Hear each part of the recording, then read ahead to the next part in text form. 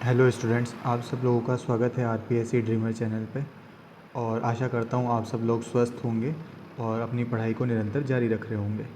इस lecture series के अंदर, जो कि मेरा तीसरा वीडियो है, इसके अंदर आज हम डिस्कशन करेंगे एक इम्पॉर्टेंट, बहुत ही महत्वपूर्ण टॉपिक, जो कि है राजस्थान के इंस्क्रिप्शंस का।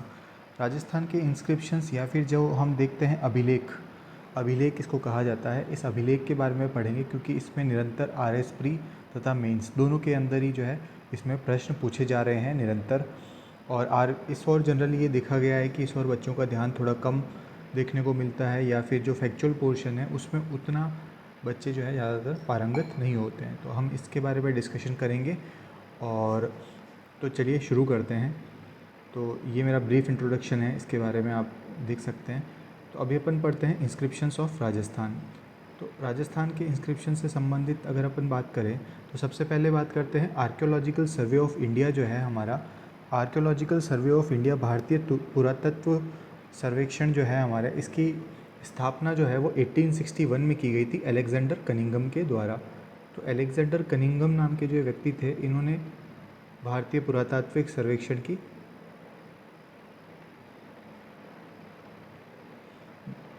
बात करिए, ठीक है। इसके अलावा क्रेडिट जो है आर्कियोलॉजिकल सर्वे जो है 1871 के अंदर ACL जो कार्लाइल है, इनको दिया जाता है। तो ACL कार्लाइल नाम के जो व्यक्ति हैं, इनको ये इसके अंदर दिया जाता है। और उसके बाद हम बात करते हैं आगे। अब जो इम्पोर्टेंट इंस्क्रिप्शन है उसमें सबसे पहला जो इंस्क्रिप्शन है हमारा, वो है विराटनगर का इंस्क्रिप्शन, या जिसको बैराट का इंस्क्रिप्शन जनरली कहा जाता है। तो ये जो विराटनगर का जो अभिलेख है, जयपुर से पाया जाता है, अशोक मौर्य से संबंधित जो है इसमें हमको जानकारी मिलती है। तो इसमें विराटनगर का जो इंस्क्रिप्शन है हमारा, ये विराटनगर के इंस्क्रिप्शन में हमको दो इंस्क्रिप्शंस देखने को मिलते हैं। एक तो भाब्रू का जो शिलापट्ट जिसको कहा जाता है, भाब्रू की जो रॉक प्लेट है वो हमको मिलती है वहाँ पे। जो शिलाफलक भाब्रू का जो रॉक प्लेट है वो मिलती है, जिसकी खोज जो है कैप्टन बर्ट ने की थी। जो बीजक की पहाड़ी है वहाँ पर ये देखने को मिलता है। और दूसरी जो है वो है बैराट का इंस्क्रिप्शन। तो एक तो है बैराट का इंस्क्रिप्शन, और एक है कैप्टन बर्ट के द्वारा जो है भाब्रू का शिलालेख, या फिर भाब्रू वाला जो शिलालेख है वो मिलता है बीजक की डूंगरी या फिर बीजक की पहाड़ी से।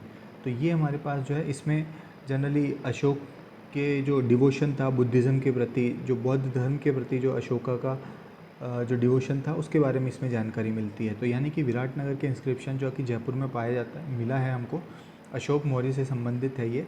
दो इंस्क्रिप्शंस यहाँ पे, दो अभिलेख यहाँ पे पाए गए हैं। एक तो भाब्रू का है और दूसरा है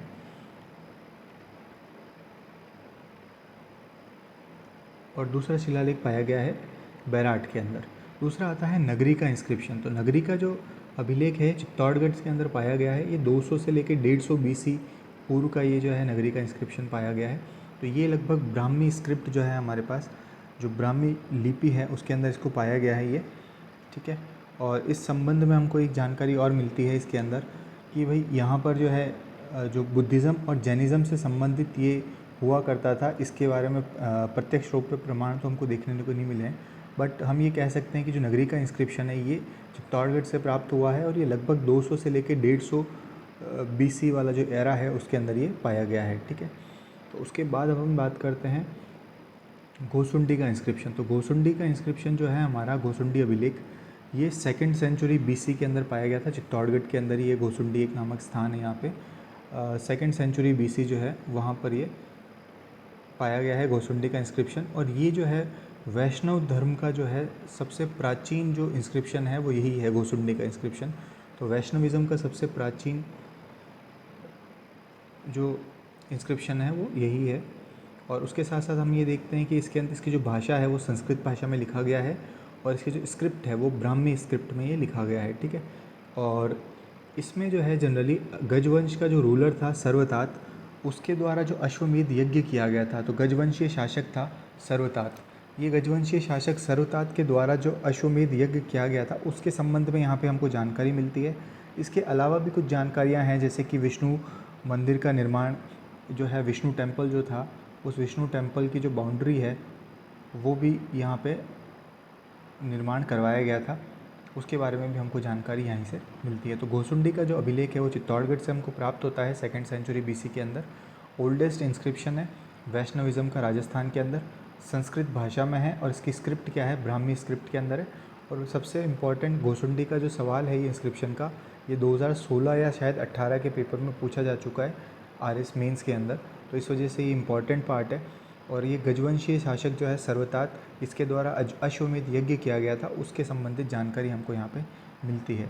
इसके बाद आता है चौथा, बडली का इंस्क्रिप्शन या फिर बडली अभिलेख देखने को मिलता है। ये 2nd सेंचुरी BC का है। अजमेर के अंदर बडली नामक स्थान है, यहाँ पर ये देखने को मिलता है। और ये राजस्थान का ओल्डेस्ट इंस्क्रिप्शन कहा जा सकता है, ठीक है, या फिर ओल्डेस्ट इंस्क्रिप्शन इसको कहा जाता है। उसके अलावा इसकी जो स्क्रिप्ट है वो ब्राह्मी स्क्रिप्ट के अंदर लिखा गया है इसको, ठीक है। तो आपको सबसे इम्पॉर्टेंट चीज़ ये है, बडली का शिलालेख कहाँ पे मिला है, तो बडली का इंस्क्रिप्शन हमको अजमेर के अंदर देखने को मिला है। 5वां आता है मानमोरी का शिलालेख। तो मानमोरी का शिलालेख जो है चित्तौड़गढ़ से प्राप्त होता है हमको, और ये मौर्यन डायनेस्टी जो है उसके संबंध में ये हमको जानकारी प्रदान करता है, जो मौर्यन रूलर्स थे। इसमें सबसे पहले जो इसका क्रिएटर था, जो इसका रचनाकार था, उसका नाम था पुष्य और शिवादित्य, इन दोनों के द्वारा जो है इसकी रचना जो है मानमोरी इंस्क्रिप्शन की जो है रचना की गई थी। कौन कौन थे, पुष्य और शिवादित्य। और इसमें 4 मौर्यन रूलर्स का जो है जिक्र देखने को मिलता है, मान, महेश्वर, भीम, भोज। मान, महेश्वर, भीम, भोज, 4 जो हमारे पास मौर्यन रूलर्स हैं, इनके संबंध में हमको जानकारी देखने को मिलती है। इसके अलावा इसके अंदर जो है अमृत मंथन की स्टोरी जो है उसके बारे में भी हमको जानकारी देखने को मिलती है, अमृत मंथन की स्टोरी से संबंधित। और उसके साथ साथ जो टैक्स लगाया गया था उस समय, जो कर वसूली वगैरह की गई थी, वो सभी की जानकारी यहाँ पे देखने को मिलती है। और जब कर्नल टॉड जो है इसको यूके ले जा रहे थे, तो उस समय इन्होंने इसको समुद्र में फेंक दिया था। तो ये वही मानमोरी इंस्क्रिप्शन देखने को मिलता है, ठीक है। तो मौर्यन डायनेस्टी से संबंधित है ये। इसके अलावा पुष्य और जो शिवादित्य है, इनके द्वारा जो इसकी रचना की गई थी। इसके अलावा 4 मौर्यन रूलर्स के बारे में जानकारी है, मान, महेश्वर, भीम, भोज, और अमृत मंथन की जानकारी देखने को मिलती है। और कर्नल टॉड जो है, इन्होंने इसको समुद्र में फेंक दिया था। कुछ 4-5 तथ्य हैं, ये जो हर एक शिलालेख से संबंधित जो 4-5 तथ्य हैं, इनको हमको याद रखना पड़ेगा। मल्टीपल टाइम जब आप रिवीजन करेंगे, अभी आपको लग रहा होगा ऐसा कि ये जो है काफ़ी टफ है या फिर जो है काफ़ी ज़्यादा फैक्चुअल है, बट अगर आप जैसे जैसे इसको रिवाइज़ करते रहेंगे तो आपके दिमाग में जो है ये एम्बेड हो जाएगी लंबे समय के लिए। और मेरी बात समझिए, ये जो पर्टिकुलरली जो इंस्क्रिप्शन का टॉपिक है, इसमें से 2 या 5 नंबर का सवाल कभी भी देखने को मिल सकता है आरएस मेंस के अंदर, और प्रीलिम्स के अंदर भी जो है इसमें फैक्चुअल पोर्शन काफ़ी ज़्यादा है, तो इसको देखने को मिल सकता है। अगला आता है नानसा का जो यूप लेख है या फिर पिलर इंस्क्रिप्शन कहा जाता है, नानसा। तो नानसा नामक ये जो जगह है, ये भिलवाड़ा के अंदर है, ये नानसा नामक जगह। तो 225 AD के अंदर ये पाया गया है। तो आपको पता ही होगा AD और BC वाला जो कालखंड है, इसके बारे में ईसा पूर्व और ईसा के बाद का जो काल है, ईसवी कहा जाता है, उसको कहा जाता है। सो 225 AD के अंदर ये जो है नानसा का पिलर इंस्क्रिप्शन पाया गया है, ये भिलवाड़ा के अंदर है ये। और इसकी जो लंबाई है वो 12 फीट लंबाई है इसकी, और इसको सोम के द्वारा जो है बनाया गया था, इसका निर्माण किया गया था सोम के द्वारा। और इसमें जो है जो षष्टिराज यज्ञ जो है, वो शक्ति गुणगुरु के द्वारा जो षष्टिराज यज्ञ किया गया था, उसकी जानकारी यहाँ पे मिलती है। यानी कि एक शक्ति गुणगुरु नामक व्यक्ति था, उसके द्वारा षष्टिराज यज्ञ किया गया था, तो उसकी जो है जानकारी हमको नानसा पिलर का जो इंस्क्रिप्शन है यहाँ पे देखने को मिलती है। अब आपको ऐसा भी लग सकता है कि सर इस प्रकार के जो सवाल हैं क्या ऐसे पूछे जाते हैं, तो आपने देखा होगा कि विश्व वल्लभ जो है RS 2018 के अंदर 2 नंबर में विश्व वल्लभ पूछ लिया गया था। तो उस समय बहुत से लोग, इवन टॉपर्स का भी गलत हुआ था वो सवाल। तो ऐसे सवाल RPSC का नेचर है, वो पूछ सकता है। तो आपसे 2 नंबर में नानसा पिलर इंस्क्रिप्शन के बारे में जानकारी पूछ सकता है, या फिर आपसे 2 नंबर में मानमोरी का इंस्क्रिप्शन, बडली का इंस्क्रिप्शन, गोसुंडी का इंस्क्रिप्शन, नगरी का इंस्क्रिप्शन या विराटनगर के इंस्क्रिप्शन से संबंधित तथ्य आपसे पूछ सकता है। तो इस वजह से हमको इनको मल्टीपल टाइम्स, अगर आप 2, 3, 4 बार जब रिवाइज़ करोगे तो आपको ये जनरली याद हो जाएगा, ठीक है। और उसके बाद आता है बड़वा का जो पिलर इंस्क्रिप्शन है। सो बड़वा का पिलर इंस्क्रिप्शन, अब इसमें बहुत सारी टाइपिंग एरर है, तो उसके लिए मैं माफ़ी चाहूँगा, लेकिन आप इसको करेक्ट कर लीजिएगा, या फिर मैं जो आपको रिफाइंड PDF अगर आप अपनी डिमांड करेंगे मेरे से, तो मैं इस PDF को आपको शेयर भी कर दूँगा टेलीग्राम चैनल पे। उसका लिंक भी मैं आपको कुछ समय में प्रोवाइड करवा दूँगा। तो वहाँ से आप जो है इसकी जो समस्याएं हैं, ये सारे जो स्पेलिंग एरर्स है, इसको भी मैं सुधार के आपको प्रोवाइड करवा दूँगा। इसके अलावा आता है बड़वा का जो पिलर इंस्क्रिप्शन है। तो बड़वा नामक ये जो स्थान है, ये कोटा के अंदर पाया गया है, ठीक है। तो ये बड़वा नामक स्थान कोटा के अंदर है। ये 238 से 239 AD के आसपास का है। आपको कालखंड याद ना हो तो भी चलेगा, किंतु इसके अंदर का मैटर क्या है या फिर एक मोटी मोटी जानकारी आपको होनी चाहिए। बड़ला का पिलर इंस्क्रिप्शन कहाँ है, तो ये कोटा के अंदर है, संस्कृत के अंदर, और ब्राह्मी स्क्रिप्ट इसके अंदर है। स्क्रिप्ट यानी कि लिपि, ठीक है, और भाषा जो है इसके अंदर संस्कृत है। इसके अलावा जो मेंशन किए गए हैं इसके अंदर, जो मौखरी रूलर्स थे, जो मौखरी शासक थे, कोटा जो पर्टिकुलर कोटा वाला जो एरिया था वहाँ पे मौखरी शासकों का राज था। तो इन मौखरी शासकों के द्वारा जो यज्ञ किए गए थे उन यज्ञों की से संबंधित जानकारी जो है हमको वो बड़वा का जो पिलर इंस्क्रिप्शन है यहाँ से देखने को मिलती है, और ये कोटा से संबंध रखता है बड़वा का। जबकि नानसा का हमने देखा था भीलवाड़ा से संबंध रख रहा था, और शस्तिराज यज्ञ से संबंधित जानकारी वहाँ पे देखने को मिलती थी शक्ति गुणगुरु नामक व्यक्ति के द्वारा। उसके बाद आता है हमारे पास नगरी का इंस्क्रिप्शन। तो नगरी ये चित्तौड़गढ़ के नाम जो है आसपास का स्थान है नगरी के। तो ये लगभग 424 एडी के आसपास का ये जो इंस्क्रिप्शन पाया गया है, और इसकी खोज जो है किसने करी थी, डॉक्टर डी.आर. भंडारकर के द्वारा की गई थी। तो आपको एक इम्पॉर्टेंट चीज़ याद रखनी है, नगरी इंस्क्रिप्शन की खोज किसके द्वारा की गई है, बड़ा फैक्चुअल सवाल है। तो डी.आर. भंडारकर जो है उनके द्वारा इसको की गई थी। इसकी भाषा जो है संस्कृत है, और स्क्रिप्ट जो है ब्राह्मी स्क्रिप्ट में किया गया है। इसके अलावा इसके अंदर जो है जयति भगवान विष्णु, ये इस पे मेंशन्ड है। तो इस जो हमारे पास नगरी का इंस्क्रिप्शन है इसके ऊपर जयति भगवान विष्णु का इंस्क्रिप्शन है। इसका मतलब उस पर्टिकुलर एरा के अंदर क्या होता था, भगवान विष्णु की या फिर वैष्णविज़्म का शायद प्रभाव देखने को हमको मिलता है, और इसमें भगवान विष्णु की जो है पूजा आराधना वर्शिप से संबंधित तथ्य हमको देखने को मिलते हैं, ठीक है। तो ये नगरी का इंस्क्रिप्शन था। उसके बाद आता है भ्रमर माता का इंस्क्रिप्शन। तो भ्रमर माता का इंस्क्रिप्शन जो है हमारे पास अभिलेख जो है, ये भी भ्रमर माता का शिलालेख जो है हमको चित्तौड़गढ़ के अंदर ही छोटी सादरी नामक स्थान है, यहाँ पर हमको देखने को मिलता है 490 एडी के आसपास का है। और ये 5वीं शताब्दी के अंदर जो पॉलिटिकल सिचुएशन कैसी थी, वहाँ की राजनीतिक व्यवस्था क्या थी, उस संबंध में ये प्रकाश डालता है भ्रमर माता का शिलालेख। संस्कृत भाषा में इसको लिखा गया है। और इसके अलावा इसमें 2 डायनेस्टीज़ जो गौर और ओलिकर डायनेस्टी जो है उनके बारे में इसमें जानकारी मिलती है। तो गौर डायनेस्टी और ओलिकर डायनेस्टी से संबंधित जानकारी हमको मिलती है। और उसके अलावा इसके जो क्रिएटर हैं, इसकी रचना किसने करी थी, तो ब्रह्म सोम ने करी थी इसकी रचना। और इसके जो लेखक हैं वो है पूर्वा। तो पूर्वा नामक एक लेखक है, और इसकी जो रचना है वो किसने करी है, ब्रह्म सोम ने करी है। अभी अपन आगे चलते हैं। आप इसकी चिंता मत कीजिए, इसको अपन एक बार लास्ट में जब एक बार क्विक रिवीजन भी इसको कर लेंगे। और ये जो है इसको आप 2 या 3 बार इस वीडियो को अगर आप लगातार देखेंगे तो बहुत सारी चीज़ें आपके दिमाग में बैठेगी।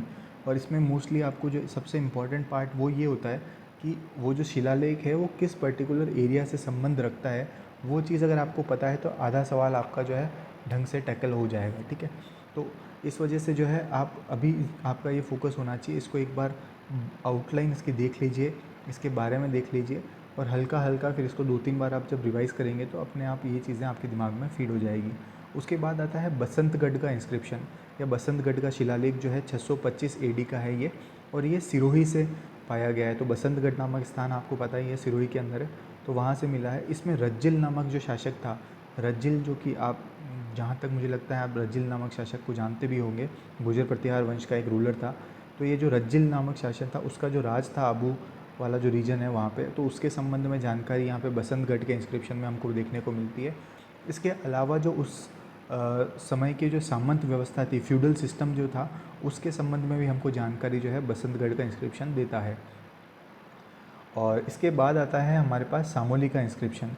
तो सामोली का जो इंस्क्रिप्शन है वो 646 एडी के आसपास का जो है हमारा सामोली का है। सामोली जो है ये मेवाड़ के अंदर एक स्थान है।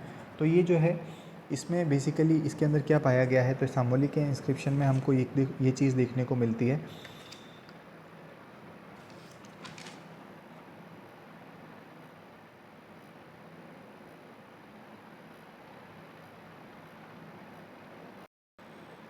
तो सामोली के इंस्क्रिप्शन में हमने देखा था 646 एडी का है। और ये जो इंस्क्रिप्शन है ये गोहिल शासक जो था शिलादित्य, तो शिलादित्य के समय का ये इंस्क्रिप्शन पाया जाता है। और इसकी जो लैंग्वेज है वो संस्कृत लैंग्वेज में लिखा गया है।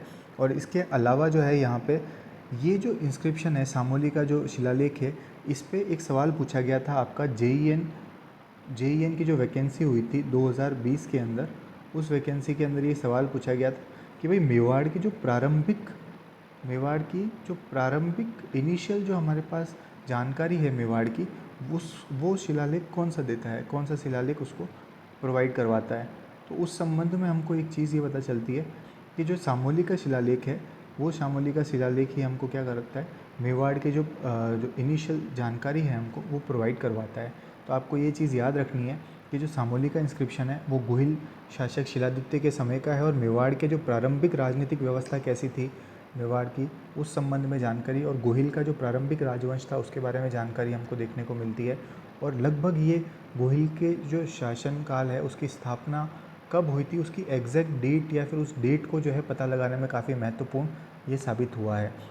ठीक है, और उसके बाद अपन बात करते हैं अगला, अपराजित का जो शिलालेख है 661 AD का है। तो ये इतना इम्पोर्टेंट नहीं है। नागदा के अंदर जो कुंडेश्वर मंदिर है वहाँ से पाया गया है, और उसका जो रचनाकार है वो दामोदर नाम का ये व्यक्ति है। इसके बारे में याद नहीं भी होता चलेगा। उसके बाद आता है कणसुआ का इंस्क्रिप्शन। तो कणसुआ का इंस्क्रिप्शन जो है वो कोटा के अंदर पाया गया है। तो देखो, अभी तक हमने 2 देख लिए हैं इंस्क्रिप्शन कोटा के अंदर। एक इंस्क्रिप्शन हमने देखा था बड़वा का, एक तो हमने देखा था बड़वा का इंस्क्रिप्शन, और बड़वा के इंस्क्रिप्शन के साथ साथ आपके पास आता है ये कणसुआ का इंस्क्रिप्शन जो है, ये भी कोटा से पाया गया है। और इसमें जो है आखिरी मौर्य शासक जो था धवल, उसके बारे में जानकारी यहाँ पे देखने को मिलती है। कणसुआ कोटा के अंदर है। कणसुआ कोटा और मौर्य शासक धवल के संबंधित जानकारी हमको यहाँ पे देखने को मिलती है। उसके बाद आता है मंडोर का शिलालेख। तो मंडोर नामक स्थान आपको पता ही है, जोधपुर के अंदर ये है, और यहाँ पे गुज्जर प्रतिहार वंश की जनरली जानकारी हमको देखने को मिलती है। इसमें जो बाउक नाम का शासक था, गुर्जर प्रतिहार जो शासक था बाउक, बाउक की जो प्रशस्ति है, बाउक से संबंधित जानकारी जो है वो मंडोर के शिलालेख में हमको देखने को मिलती है। 837 AD का है। इसके अलावा जो प्रतिहारों का जो डिवोशन था भगवान विष्णु और भगवान शिव के प्रति, जो उनका समर्पण था, उनकी जो पूजा आराधना करते थे, उस संबंध में भी जानकारी हमको मंडोर का शिलालेख प्रदान करता है। यानी कि मंडोर का शिलालेख मोस्टली जो है जानकारी किसकी, गुर्जर प्रतिहार वंश की हमको देता है। उसके बाद आता है घटियाला का शिलालेख। तो घटियाला शिलालेख भी जोधपुर के अंदर है। अब इसमें एक चीज़ कंफ्यूज नहीं होना है, जो घटियाला वाला शिलालेख है वो जोधपुर के अंदर है, जबकि हमने देखा था घोसुंडी का जो शिलालेख है वो कहाँ पर था, वो चित्तौड़ के अंदर था। ठीक है, चित्तौड़ के अंदर था, और उसमें हमने देखा था जो गजवंशीय शासक था सर्वतात, उसके द्वारा अश्वमेध यज्ञ करवाया गया था, उस संबंध में हमको जानकारी वहाँ देखने को मिली थी। लेकिन ये जो घटियाला का शिलालेख है ये जोधपुर का है, और 861 AD के आसपास का ये है। और इसके अलावा इसको जो किसके द्वारा बनवाया गया था, तो ये जो बनवाया गया था इसका नाम था कक्कुक के द्वारा जो है ये बनवाया गया था। कक्कुक भी एक प्रतिहार शासक था, उसके द्वारा इसको बनवाया गया था। और इसके अलावा जो है, ठीक है, इसके अलावा हमको इसमें क्या जानकारी देखने को मिलती है, तो इसके अलावा इसमें हमको जो जानकारी सबसे इम्पोर्टेंट देखने को मिलती है वो देखने को मिलती है स्वद्वीपिज ब्राह्मण जो है उनके संबंध में जानकारी देखने को मिलती है। ठीक है, शाद्वीपिज नामक जो ब्राह्मण जो हुआ करते थे उनके संबंध में जानकारी हमको घटियाला का शिलालेख देखने को मिलती है। उसके अलावा ये जो वर्ण व्यवस्था थी उस समय की, उसके बारे में जानकारी प्रोवाइड करवाता है। इसके अलावा जो इसका जो लेखक है वो उसका नाम है माघ, और ये जो इंस्क्राइबर है उसका नाम है कृष्णेश्वर। ठीक है, और ये संबंध में इसकी जानकारी देखने को मिलती है। उसके अलावा हम देखते हैं कि जो एक और हरिश्चंद्र नामक ब्राह्मण की जानकारी हमको घटियाला शिलालेख प्रोवाइड करवाता है। तो यानी कि घटियाला शिलालेख जो है वो गुर्जर प्रतिहार के जो वास्तविक संस्थापक है, जिसका नाम क्या था, हरिश्चंद्र। तो इस हरिश्चंद्र के संबंध में जानकारी हमको प्रोवाइड करवाता है, जिसका दूसरा नाम रोहिलद्दी भी था। इस रोहिलद्दी के नाम से भी जो है घटियाला शिलालेख के अंदर इसको बताया गया है। तो हरिश्चंद्र की जानकारी है, और हरिश्चंद्र के जो 4 पुत्र हुए थे, भागभट्ट, कक, रज्जिल और दाह, तो दह, तो जो भोगभट्ट हो गया, कक हो गया, रज्जिल हो गया, दह हो गया, इन चारों जो पुत्रों से संबंधित जानकारी भी यहाँ पे देखने को मिलती है।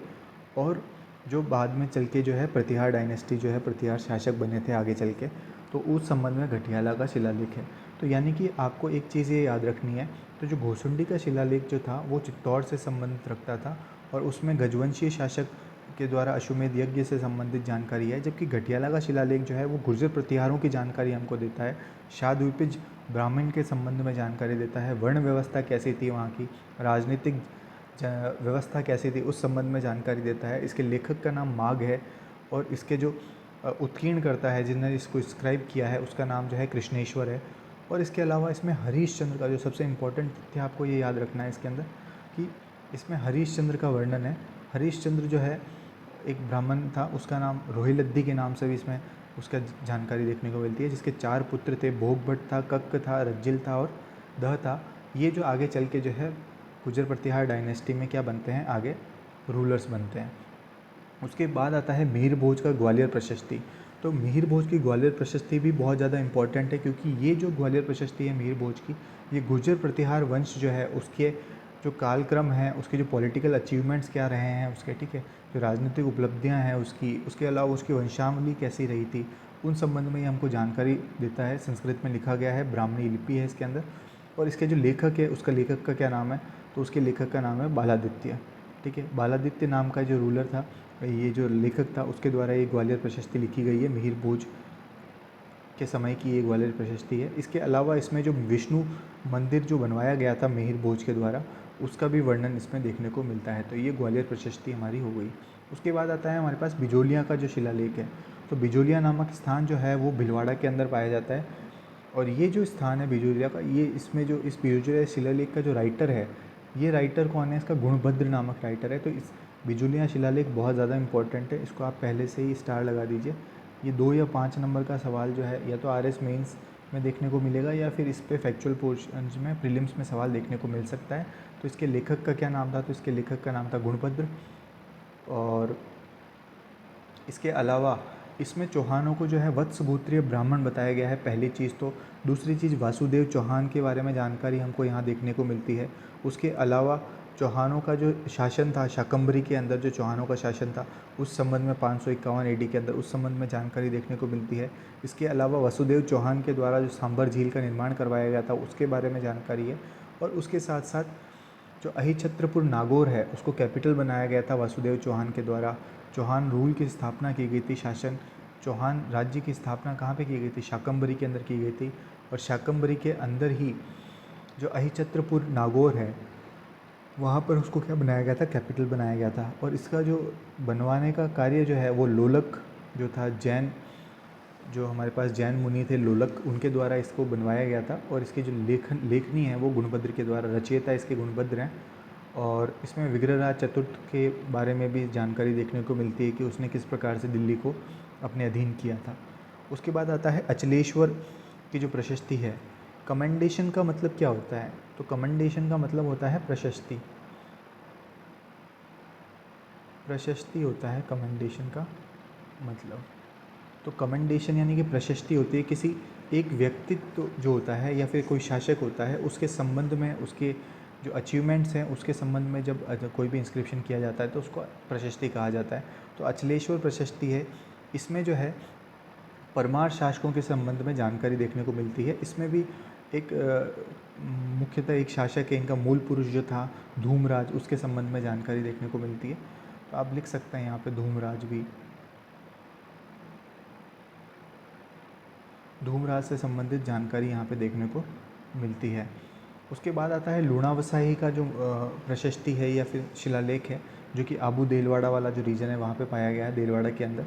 इसका जो है किसने करवाया गया था इसका निर्माण, तो इसका तेजपाल के द्वारा निर्माण किया गया था। लूणवसाही टेम्पल जो है वहाँ पे संस्कृत के अंदर है। और परमार शासकों से संबंधित जानकारी मिलती है, जो आबू के परमार शासक थे उनके संबंध में लूणावसाही जो प्रशस्ति है वो हमको जानकारी प्रदान करती है।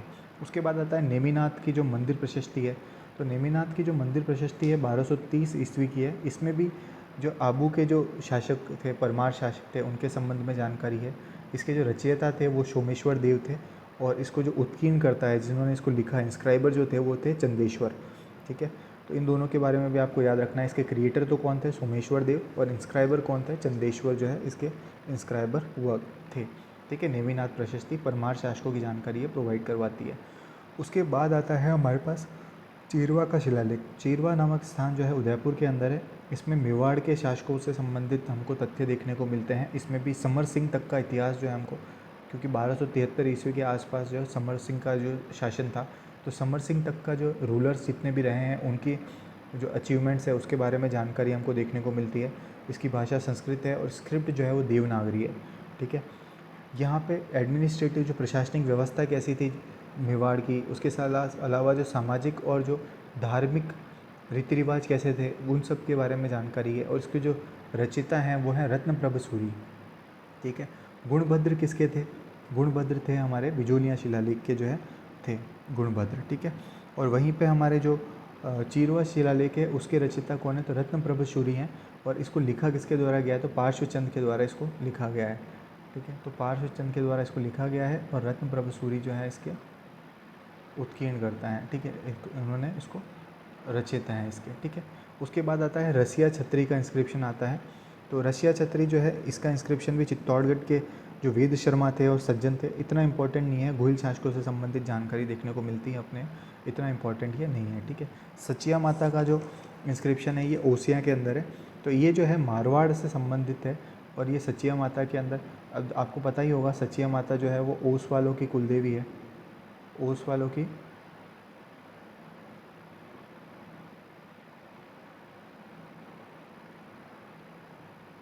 कुल देवी के रूप में भी सचिया माता को जाना जाता है।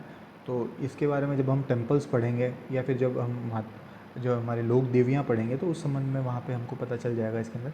तो सचिया माता जो इंस्क्रिप्शन है वो ओसिया के अंदर ही है, ओसिया नामक स्थान है। और यहाँ पे जो है मारवाड़ की जो राजनीतिक व्यवस्था क्या थी उस संबंध में ये जो है इंस्क्रिप्शन या फिर ये जो शिलालेख है ये प्रकाश डालता है। इसमें जो कल्हण और कीर्तिपाल नामक दो शासकों का वर्णन इसमें किया गया है। तो ये इतना इंपॉर्टेंट नहीं है, बट सचिया माता के बारे में आप हल्का सा ये याद रख सकते हैं कि भाई ये ओस वालों की कुलदेवी भी रही है। ठीक है, इसके अलावा आता है रिंगी ऋषि का जो शिलालेख है, ये एकलिंग जी के आसपास जो है यहाँ पे पाया जाता है। और इसमें भी मेवाड़ के जो गुहिल शासक थे, मोकल हो गए, लक्ष्मण सिंह हो गए, क्षेत्र सिंह हो गए, ठीक है, इनके संबंध में हमको जानकारी देखने को मिलती है। क्षेत्र सिंह के बारे में आपको पता ही होगा, क्षेत्र सिंह से पहले एक शासक भी हुआ करते थे, जैत्र सिंह। ठीक है, तो जैत्र सिंह के संबंध में आपको एक जानकारी पता होगी। जैत्र सिंह के संबंध में एक जानकारी ये थी कि इन्होंने भूताला का जो युद्ध है उसमें इल्तुतमिश की सेना को परास्त किया था। तो वो एक तथ्य भी है। तो जब हम मेवाड़ का जो इतिहास पढ़ेंगे तो उस संबंध में सारी चीज़ों को इंटरलिंक करते हुए पढ़ेंगे। तो ये जो रिंगी ऋषि का जो इंस्क्रिप्शन है ये एकलिंग जी के पास पाया गया है और इसका जो निर्माण है वो किसके द्वारा किया गया था, तो योगेश्वर वाणी विलास के द्वारा इसका निर्माण किया गया था। ठीक है, और इसमें गुहिल शासकों के संबंध में जानकारी देखने को मिलती है। उसके बाद आता है हमारे पास समिधेश्वर का जो टेम्पल इंस्क्रिप्शन है 1429 AD का। तो ये इसका जो निर्माण है वो एकनाथ के द्वारा किया गया था। समिधेश्वर मंदिर जो है किसके द्वारा, 1429 के अंदर एकनाथ के द्वारा किया गया था। और इसमें जो मेवाड़ के जो शिल्पीकार थे उनके संबंध में जानकारियाँ देखने को मिलती है। अब उनके संबंध में क्या जानकारी है, तो उनके संबंध में ये जानकारी है सबसे इम्पोर्टेंट कि वो ये उनकी वंशावली से संबंध में जानकारी हमको देखने को मिलती है कि अलग अलग जो शिल्पीकार थे उन शिल्पीकारों का वंशानुक्रम जो है हमको यहाँ पे देखने को मिलता है। उसके बाद आती है हमारे पास रणकपुर प्रशस्ति, या फिर जो है रणकपुर जो है पाली में एक स्थान है रणकपुर। यहाँ पे 1439 AD के महाराणा कुंभा के जो अचीवमेंट्स थे, उसकी जो भी अचीवमेंट्स थे, उसकी जो जीत हुई थी उन संबंध में जानकारी हमको यहाँ देखने को मिलती है। और इसकी जो रचना है वो रचना किसने की है, तो रचना इसकी करी है दीपाक ने। सो दीपाक द्वारा इसकी रचना की गई है। और उसके बाद अपन चलते हैं आगे।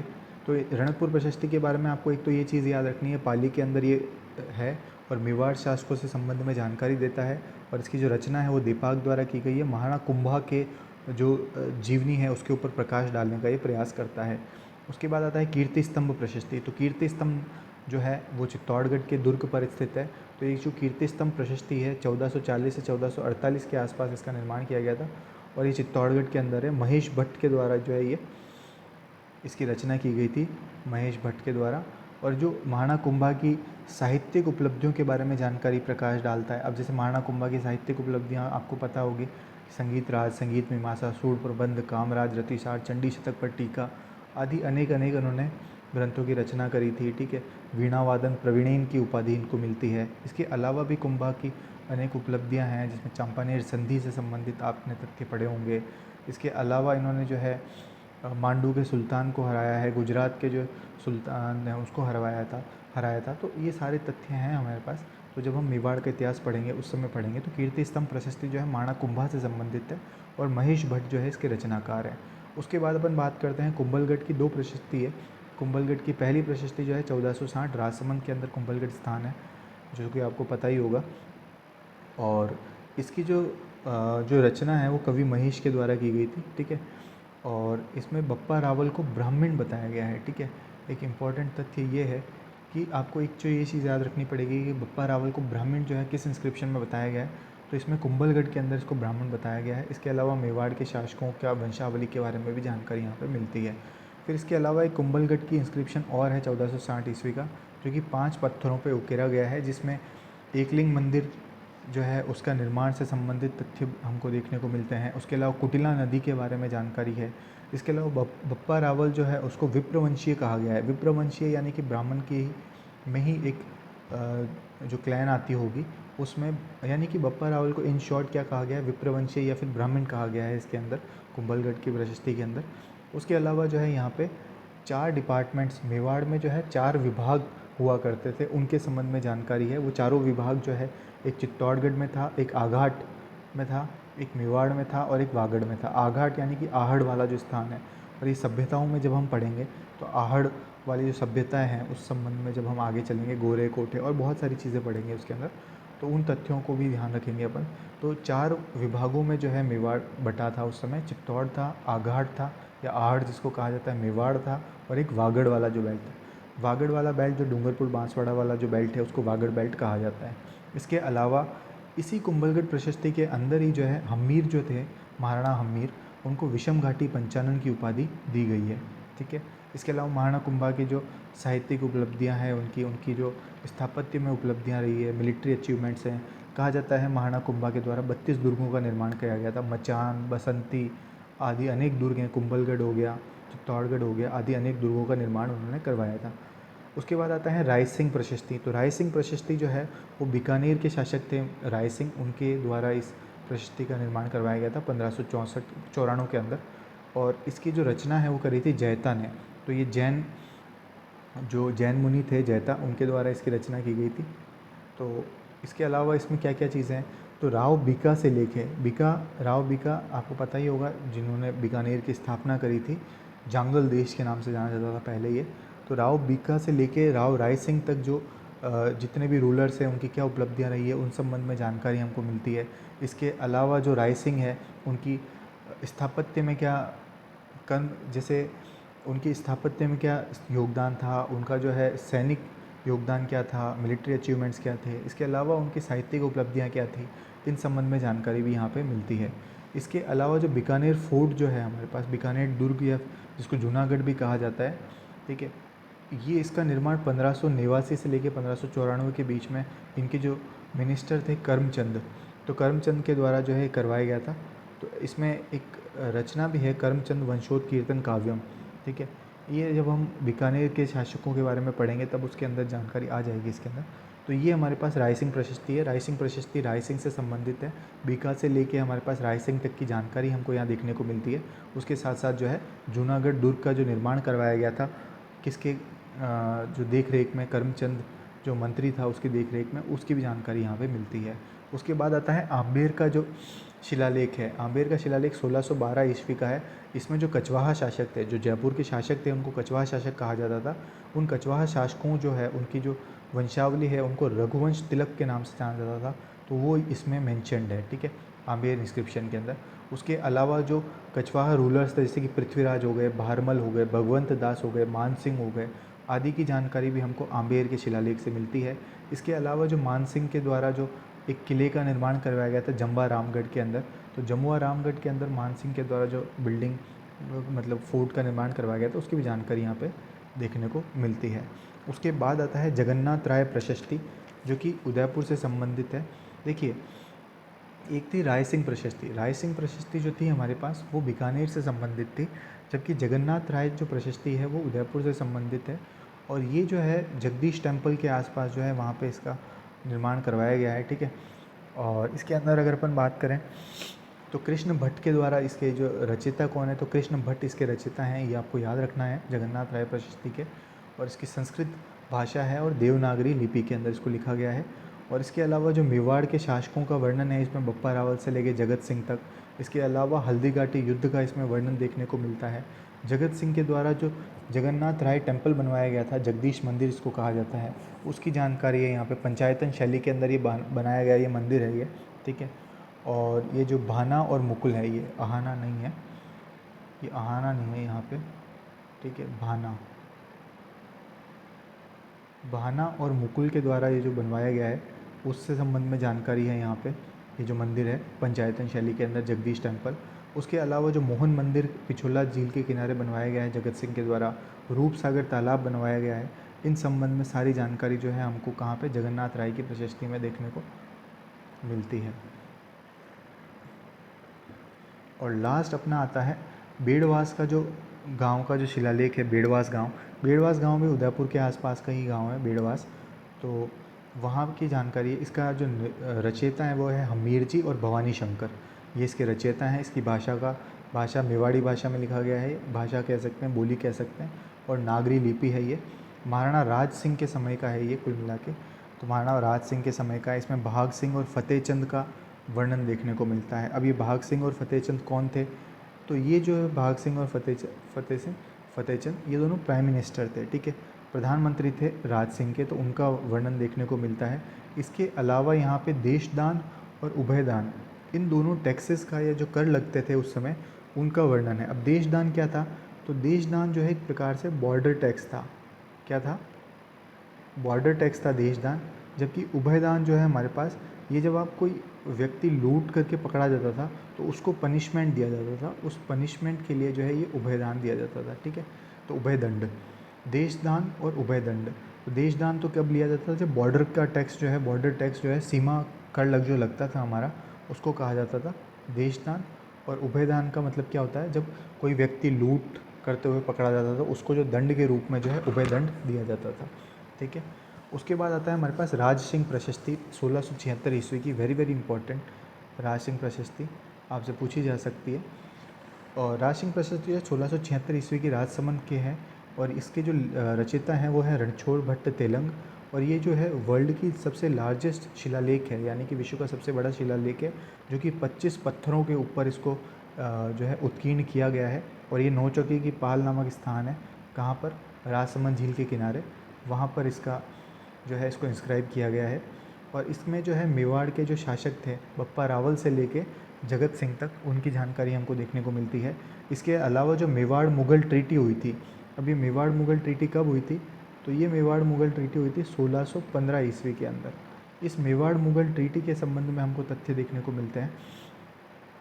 जो मेवाड़ मुग़ल ट्रीटी करवाई गई थी उस संबंध में हमको मिलते हैं।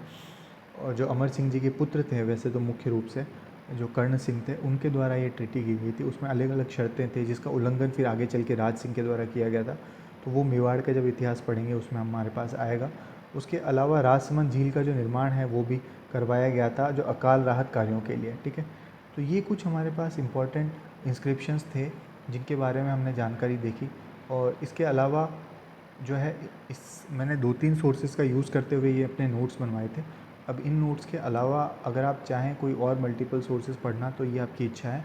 बाकी जहाँ तक मेरा मानना है, अगर आप इनको 2 से 3 बार रिवाइज़ करेंगे और अगर इनको आपने पढ़ लिया ना, तो इंस्क्रिप्शन से संबंधित, शिलालेखों से संबंधित कोई भी तथ्य आपका बाहर नहीं जाएगा। तो एक बार अपन इसका क्विक रिवीजन कर लेते हैं। जो अपने शिलालेख देखे थे उसमें आर्कियोलॉजिकल सर्वे ऑफ इंडिया की स्थापना किसके द्वारा की गई थी? अलेक्जेंडर कनिंघम के द्वारा की गई थी 1861 ईस्वी के अंदर। उसके अलावा इसको जो है राजस्थान के अंदर जो है ACL कार्लाइल के द्वारा जो है आर्कियोलॉजिकल सर्वे का कार्य शुरू किया गया था, ACL कार्लाइल के द्वारा, ठीक है। उसके बाद अपन ने बात करी इसके अंदर कौन कौन से प्रमुख इंस्क्रिप्शन है।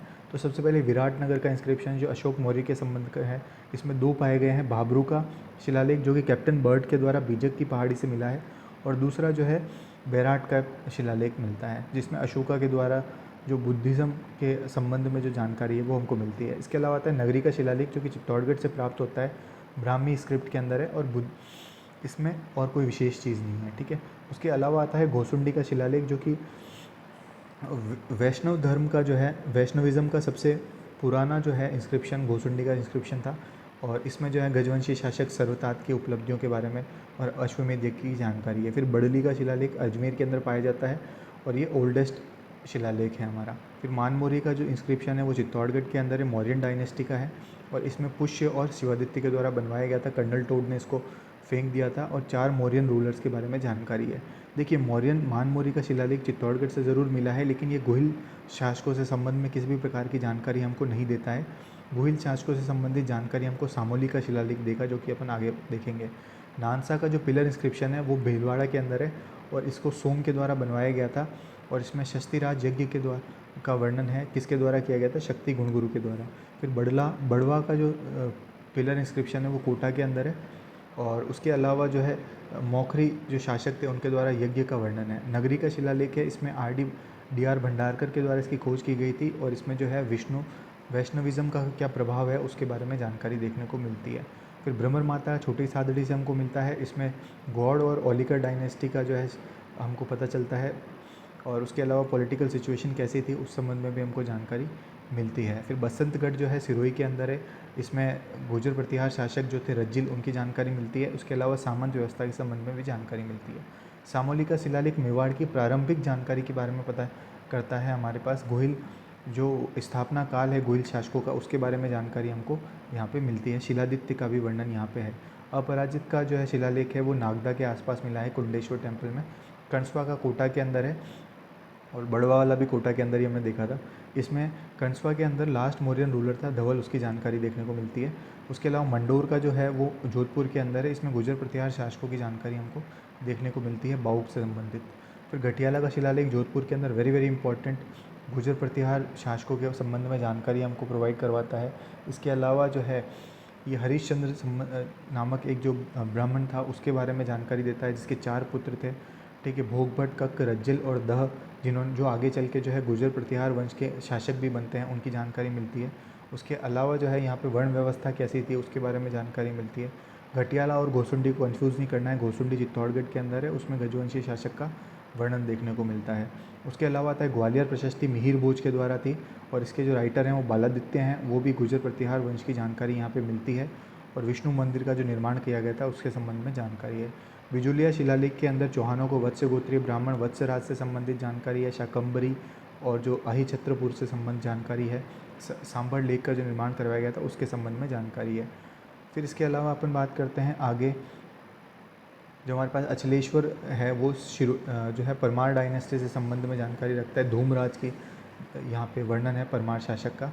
उसके अलावा लूणोवसाई जो है वो आबू देलवाड़ा के अंदर है, परमार शासकों की जानकारी यहाँ पे मिलती है। नेमिनाथ के अंदर भी परमार शासकों की जानकारी मिलती है। फिर चीरवा का शिलालेख है उदयपुर के अंदर, यहाँ पर जो है मेवाड़ के शासकों में समर सिंह तक का इतिहास हमको यहाँ देखने को मिलता है। और इसके जो उत्कीर्णकर्ता हैं वो रत्नप्रभ सूरी हैं, पार्श्वचंद है, और इसको जो रचयिता हैं वो कौन है, रत्नप्रभ सूरी हैं, तो इम्पोर्टेंट है रत्नप्रभ सूरी। और उसके अलावा हम बात करते हैं रसिया छत्री, ये भी जो है गोहिल शासकों की जानकारी देता है। और उसके अलावा जो है सचिया माता ओसिया में अंदर है, ओसवालों की कुलदेवी के नाम से जानी जाती, ओसिया की कुलदेवी हैं ये, ठीक है। और इसमें 2 शासकों का कल्हण और कीर्तिपाल का है, मारवाड़ से संबंध ये रखती है। इसके अलावा श्रृंगी ऋषि का है एकलिंग जी के पास, और इसमें क्षेत्र सिंह हो गए, मोकल हो गए, लक्ष्मण हो गए, इनमें गोहिल शासकों का इतिहास हमको मिलता है। समिदेश्वर भी जो है वो इसमें भी एक जो मेवाड़ के जो हमारे पास शिल्पी थे उनकी वंशावली हमको यहाँ पे देखने को मिलती है समिदेश्वर मंदिर की प्रशस्ति से। रणकपुर पाली के अंदर है ये, और दीपाक इसके रचयिता थे। कीर्ति स्तंभ प्रशस्ति महेश भट्ट के द्वारा थी, कुंभा की उपलब्धियों का वर्णन है। इसके अलावा कुंभलगढ़ प्रशस्ति के अंदर कवि महेश के द्वारा है, और इसमें जो है बप्पा रावल को ब्राह्मण कहा गया है, ठीक है। इसके अलावा इसमें जो है 5 पत्थरों पे इसको उकेरा गया है कुंभलगढ़ प्रशस्ति को। इसमें एकलिंग मंदिर के बारे में जानकारी है, कुटिला नदी के बारे में जानकारी है, बप्पा को विप्रवंशीय ब्राह्मण कहा गया है, 4 विभागों में बांटा गया था जिसमें चित्तौड़, मेवाड़, वागड़ और आघट या आहड़, इसके बारे में जानकारी है। हमीर को विषम घाटी पंचानन कहा गया है कुंभलगढ़ प्रशस्ति के अंदर।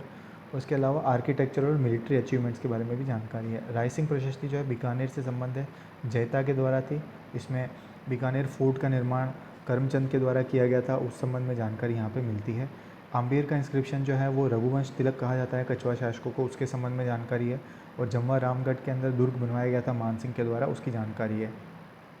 जगन्नाथ राय प्रशस्ति कृष्ण भट्ट के द्वारा लिखी गई थी, और ये जो है उदयपुर के अंदर है। इसमें जगदीश मंदिर का जो निर्माण करवाया गया था जगत सिंह के द्वारा, मोहन मंदिर का निर्माण और जो रूपसागर तालाब है उसका निर्माण करवाया गया था, उनकी जानकारी है। हल्दीघाटी युद्ध का इसमें वर्णन है।